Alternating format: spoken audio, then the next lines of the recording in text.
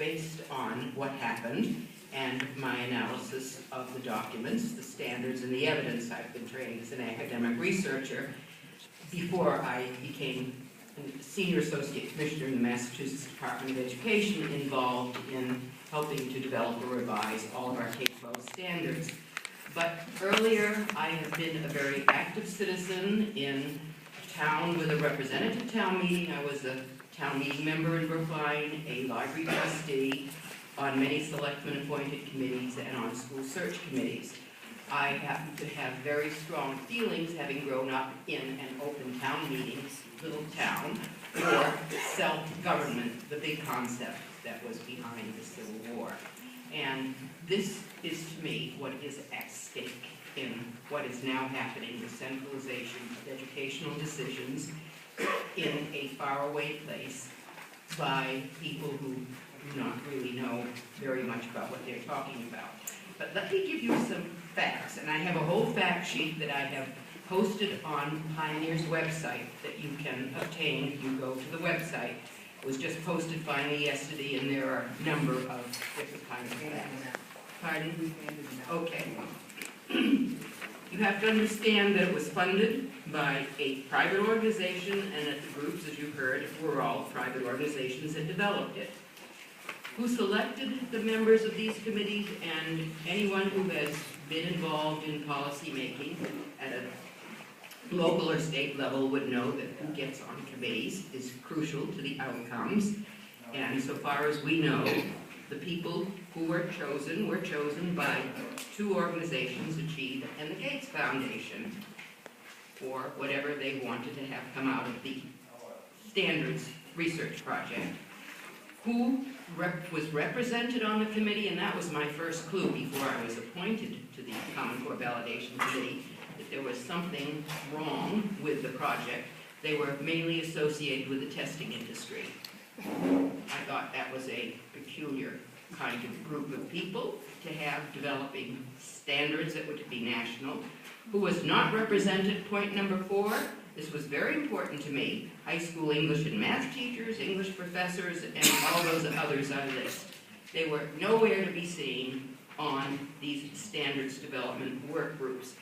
And there were no minutes, agendas, or summaries available of public feedback.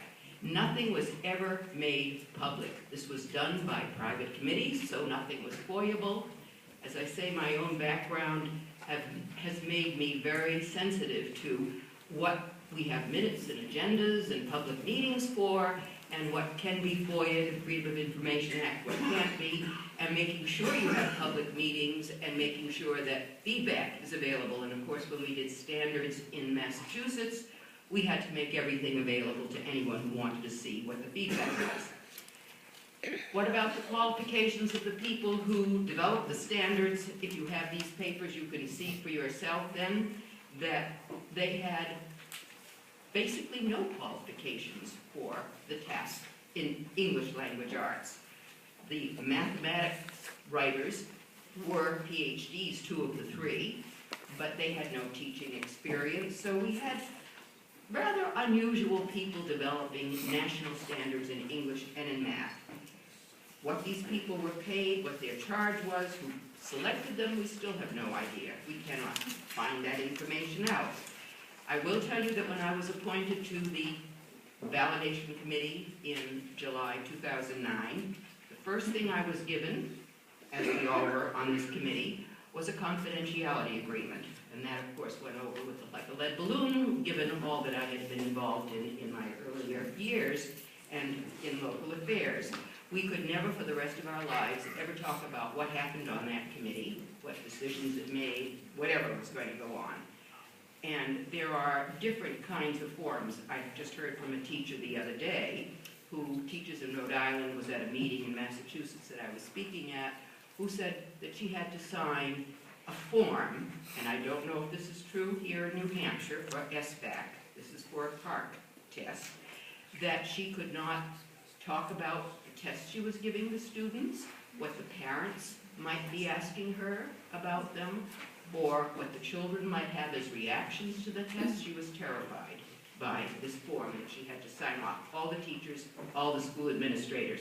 I don't know if this is true in New Hampshire, but I certainly recommend someone looking in to see whether there are forms that teachers and administrators have to sign off to say nothing about what is happening with the testing situation, piloting, or the regular tests. What was the purpose of this validation committee? It's important to remember that we were set up to validate, to ensure that the standards were internationally benchmarked, research-based, and rigorous, among other things. They were none of the above. I was the only English language arts standards expert, and Professor Milgram, whose name I'll mention several times, was the only mathematician on that committee. There were about 8 other people who are called math experts. They all had education, doctorates. They were all located in schools of ed. Not one of them teaches math courses at the college level. People in math departments do, not people in education schools. So Professor Milgram was the only mathematician, and we used to talk to each other because we couldn't figure out what was going on. We were the only 2 experts on this 25 to 29 member committee, and neither of us signed off because he was looking at the math and said they weren't rigorous for some of the reasons you heard. I was looking at the English standards and also did not feel they were rigorous for national standards. So as far as we were concerned, the real purpose of the validation committee was for us to be rubber stamps, which I've never been in my whole life on any committee I've been in. The major deficiencies, and I want to review them very quickly again. They omit high school mathematics standards leading to STEM careers. This was Professor Milgram's observation. He could tell. The only other people who could read a set of high school math standards would be high school math teachers, but they were nowhere to be seen on any of these committees. He said that there are no pre-calculus standards, there isn't a full set of pre-standards, and what you have as the engine for Common Core Math is a weak Algebra 2. Now, what is the important detail that's left out when we've been told over and over again, but schools can add what they want? Yes, they can. But the agreement with Common Core is that if the students pass a college readiness test in grade 11 that goes up only as high as weak Algebra 2, so the cut score will be maybe a couple of grades lower, they are to be guaranteed credit-bearing courses in college. If they go on, they're accepted credit-bearing courses, and that is the deal. That's why it matters. It's not for a high school diploma. It's for credit-bearing courses in college. And Professor Milgram will always tell people when he speaks that the first draft had only Algebra 1 as the college admission requirement. And he said you couldn't possibly survive that. But even Algebra 2 is not something, as a nation, we are going to survive. Because if you want students to complete STEM majors in college in 4 years, and by that I mean math majors, science majors, engineering majors. You have engineering colleges, certainly, in New Hampshire, as we do in every other state. Finance majors, computer science majors, economics majors, and maybe others. They need to start with something a lot higher than weak Algebra 2. Now, if your local superintendents and math departments offer the courses, that will help. But remember, there's an equity issue. In many large cities, there may not be mathematically sophisticated parents to insist upon those courses being there. And teachers will not be evaluated for teaching them, because part of the deal with Race to the Top is for teachers to be evaluated against only what Common Core's standards consist of. There are a lot of devils in a lot of the details, and most of the details are not talked about by departments of education or state boards of education, who adopted these standards, as did Massachusetts, almost overnight in July 2010. In some states within minutes after the final version was released. And in a few states, like Kentucky, before they were ever written, which is a different issue altogether.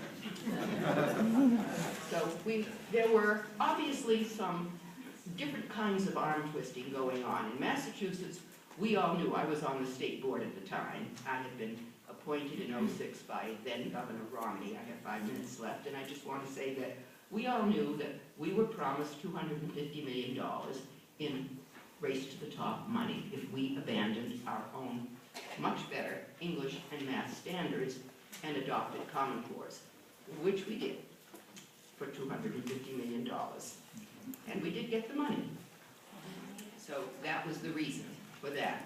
Now, what are the flaws, very quickly, in the English standards? Because the math standards, there are other flaws. The major one is the lack of STEM preparation. But I want to emphasize that again because to this day we do not know why they're not in the document. No one is saying they should be there for a high school diploma. But what does a country do when most of its students, unless there are parents tutoring, providing private help for their students to learn what they need to get to a Calculus 1 course or differential equations or whatever. We have a country that does not produce its own STEM specialists. Yes, we can hire them from abroad, but do you want a town engineer who can't speak English very well? Something you have to think about. We have Algebra 1 deferred to grade 9 or 10. We have developmentally inappropriate standards in the primary grades, and 250 early childhood educators have signed a petition about that. And we have the loss of complex literary works in the English class in high school, which means that you lose the opportunities for the development of critical thinking, which is what everyone seems to think Common Core standards are going to increase. How does the U.S. Chamber of Commerce justify shrinking a STEM pipeline when the charge to committees in general and to the project in general is that we needed to increase the STEM pipeline? We have some major problems. I support national standards in math and science, as I did when I was in the department at the state level, but they have to be first class. Otherwise, there's no point having standards at all if they're going to be low. And that's what people have to be able to understand, is that we have equally low expectations to equalize expectations across all of our states. English language arts standards are mainly content-free skills. That's the first problem. Very few content standards. There are several at the high school level. I put them there. 2, Common Core standards stress writing a lot more than reading, and any good teacher will know that you need to stress reading more than writing. All good writers are good readers. 3, their writing standards are developmentally inappropriate and at many grade levels, and they are not coordinated with reading standards. That you have to be able to look at in the document to see. 4, English teachers have to spend half of their reading instruction time at every grade level on informational texts, because there are 10 standards for informational reading instruction, 9 for literary, at every grade level. 5, the opportunities to develop critical thinking or analytical reading are reduced. How do we get it in the high school? Those of you who can remember your own high school literature classes will remember that when English teachers teach you how to read between the lines, you are learning how to do analytical reading. The opportunity for that will be diminished because you don't do that kind of reading with textbooks in math, science, or history. And finally, this notion that Common Core standards are fewer, clearer, and deeper. They're not. They are bundled together, I know that trick, with semicolons and colons, so it looks like a lot. You've got one standard when it's a bunch of different things all put together. So we have a number of problems together with what's going to be on the text. And I have 30 seconds to finish up, and I certainly urge you to read about what the Nashua, New Hampshire teachers have come up with as their observations after taking an early version of Smarter Balanced last December. I'm sure you've heard about it, but you really need to read their own comments. They don't want the test at all, but you're going to have to give it. Thank you very much.